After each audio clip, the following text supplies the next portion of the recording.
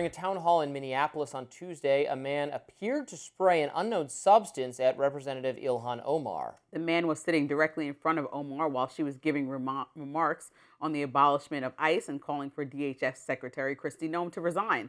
Let's take a look. ICE cannot be reformed. It cannot be rehabilitated. We must abolish ICE for good.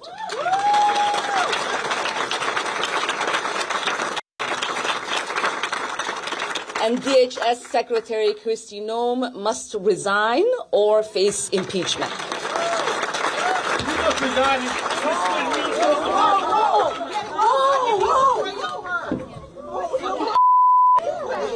I don't know. Oh my God! Oh my God! He sprayed something on her. I need a napkin to know nothing. The Minneapolis Police Department said that the man has been identified as 55-year-old Anthony Kazimierzak. He was arrested and booked into Hennepin County Jail for third-degree assault. Now, in an X post regarding the incident, Omar said, "I'm okay. I'm a survivor, so this small agitator isn't going to intimidate me from doing my work. I don't let bullies win. Grateful to my incredible constituents who rallied behind me. Minnesota strong." Meanwhile, President Trump told ABC News, quote, "I don't think about her. I think she's a fraud. She probably had herself sprayed, knowing her."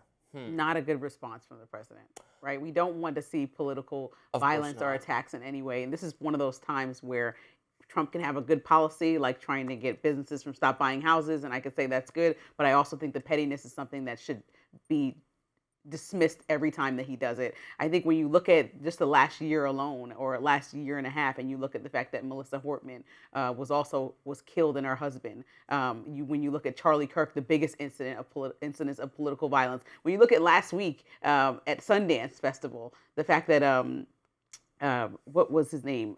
Maxwell Frost, the representative, was punched in the face. There's too much happening right now that you would even respond in that way. Well, I think Trump, and I saw some other people, including Matt Walsh from the right, signal that. I think they were expressing concern about it being a sort of one of those hoax, hate crime incidents. My response to that is, and while there are hoaxes all the time, they usually don't have a suspect taken into custody. You know, when somebody spray paints an anti-Semitic slur or anti-gay or anti-whatever on your doorway, and it's always you who did it. Like, are you trying to call Ilhan Omar Jussie Smollett? Well, that's a famous example. Well, no. Let me finish. The reason I don't think that is the case here is because the guy, like, you don't have the guy do it because he gets arrested. He's going to be interrogated. His social media search history, his motivations will be found out immediately. So if it were a hoax, you're going to get caught immediately. So I don't think there's much likelihood at all that it was staged. I think it's probably some crazy person. Yeah, and that's very bad. And the tensions are high. The topics that we're talking about, from Maxwell Frost, somebody yelling at him that they were going to deport him, to her specifically talking about immigration policy and the language that's been used around Somali Americans and including herself. I think that at the minimum, you could say that we condemn any type of touching, hitting, spraying objects, throwing shoes at George W. Bush back in the day. Like, all this should be condemned by everybody on every side of the aisle. And unless you have proof that it's staged, that shouldn't even be suggested. Yeah, it didn't, liberals think it was really funny, though, when George Bush got a shoe thrown at him.